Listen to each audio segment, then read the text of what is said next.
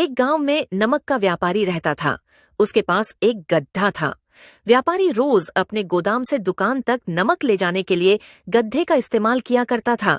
वह नमक को बोरी में भरकर गड्ढे की पीठ पर लाद देता और उसके साथ साथ चलता हुआ दुकान तक आता था। व्यापारी का गधा आलसी प्रवृत्ति का था। काम से बचने के लिए वह नित्य नए उपाय सोचता रहता था। गोदाम से दुकान तक के रास्ते में एक नदी पद्धति थी, जिस पर एक छोटा पुल बना हुआ है।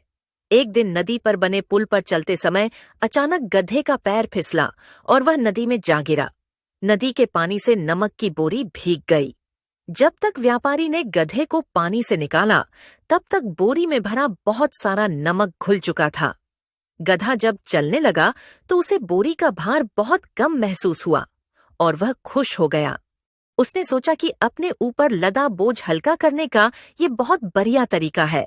अगले दिन वह जानबूझकर नदी में गिर पड दिया। नमक पानी में घुल जाने से बोरी का वजन फिर कम हो गया।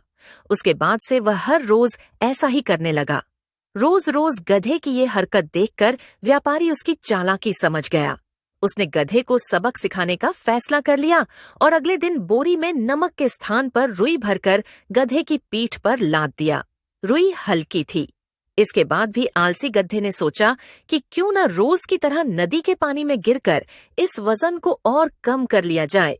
इसलिए वह जानबूझकर नदी में गिर पड़ा। लेकिन इस बार बोरी में नमक नहीं बल्कि रुई थी। पानी में भीगकर रुई का वजन कई गुना बढ़ गया। गधा जब उठकर चलने को हुआ तो इतने भारी बोझ से उसका बुरा हाल हो गया।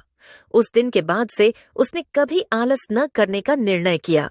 इस कहानी की सीख: पहला, आलस का फल कभी न कभी मिल ही जाता है।